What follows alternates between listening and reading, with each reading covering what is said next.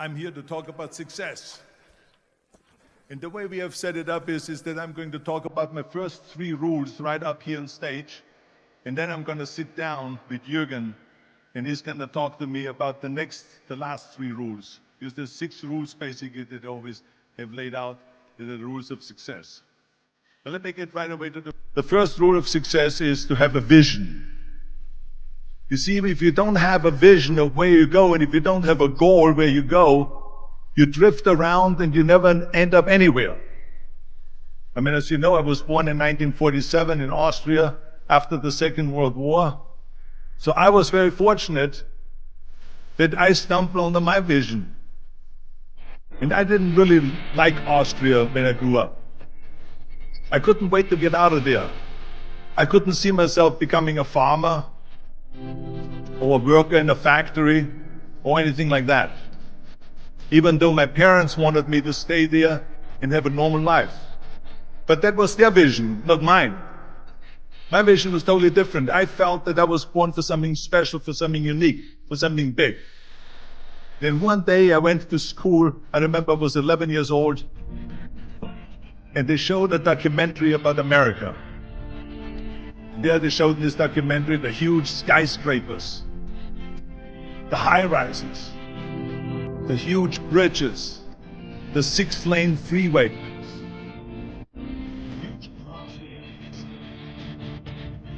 And all of this stuff, and I said to myself, that's where I want to be. I don't want to be around here with these little farmhouses and these little buildings. I want to be in America. One day after school, I walked by, I saw a glass. So I went inside and I looked around, and then I saw a magazine.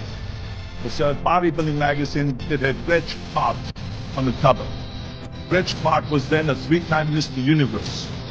And I saw him on the big screen as Hercules. I read that and I said to myself, wow, this is the blueprint for my life. This is exactly what I want to do. I want to become a bodybuilding champion just like Reg Park. I want to get into movies just like Reg Park. And I want to make millions of dollars and be rich and famous just like Reg Park. Do you know how great it felt that I knew where I was going? Imagine the majority of people don't know where they're going. I knew where I was going. That I'm going to become this bodybuilding champion just like him. So it was just a question of how do you do it?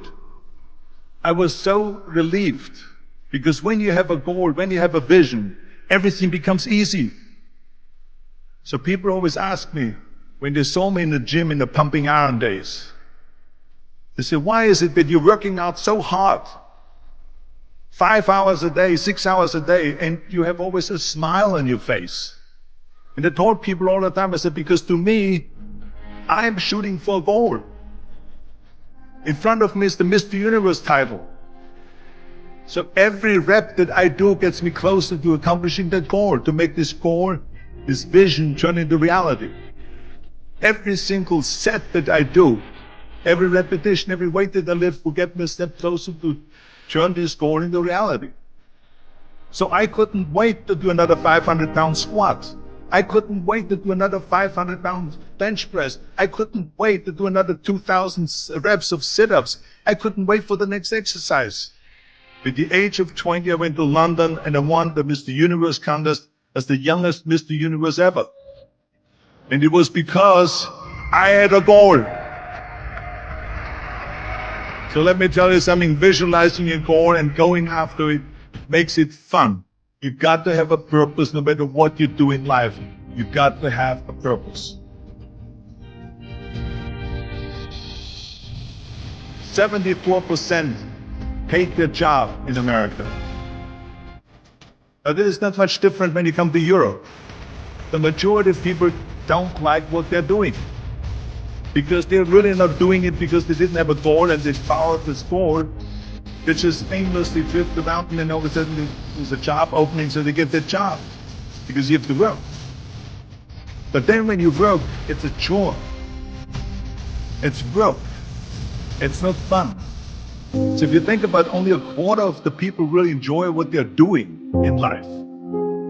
That is unbelievable if you think about it. So I felt so blessed that I knew what I was doing.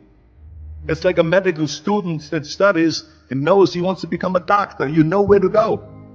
And the same thing is also in politics. I remember that in politics, I had a very clear vision that I will be the leader of California. This is as far as I could go because I was not born in America, so I could not run for president. So being the governor of the fifth largest state,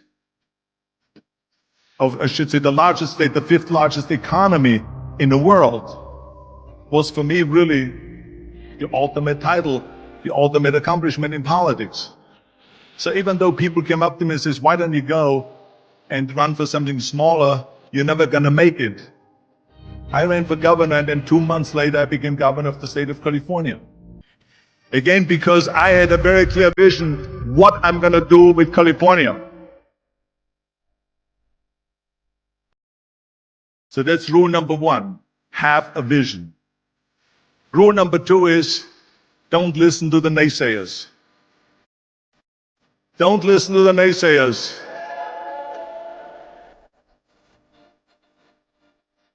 Everything I ever did, the thing that I heard out of people's mouth was, that's impossible. That can't be done. Or no. That is exactly what I heard. And of course, I proved to the people that it can't be done. So whenever someone said to me, it can't be done, I heard, it can be done. When they said no, I heard yes. And when they said it's impossible, I heard it is possible. I'm a strong believer of what Nelson Mandela said, that everything is always impossible until someone does it. Well, I'm going to be the one, I said to myself, I'm going to do it and I'm going to show it to them. Maybe it has never been done before. That's perfectly fine with me. But I'm going to do it. And I did not listen to the naysayers. It's all about the hard work that you put in. I said to myself, in bodybuilding, I work out 5-6 hours a day. I'm going to do the same thing now for acting.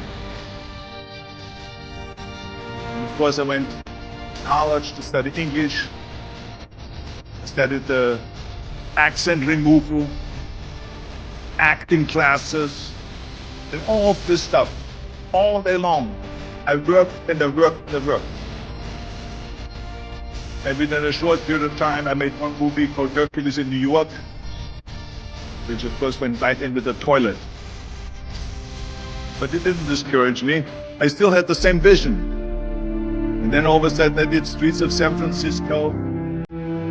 I did Stay Hungry and Pumping On and The Villain. And then all of a sudden, I was asked by Dino De Laurentiis and the Universal Studio to star in Conan the Barbarian. And after I did Conan the Barbarian, the director at the press conference said to the press, the director was John Milius. He said to the press, if we wouldn't have had Arnold, we would have had to build one. So think about that. The very body that they said can never be sold because the time is wrong. A few years later, I'm doing Conan the Barbarian, and it was the #1 hit at the box office when it came out in the summer of '82.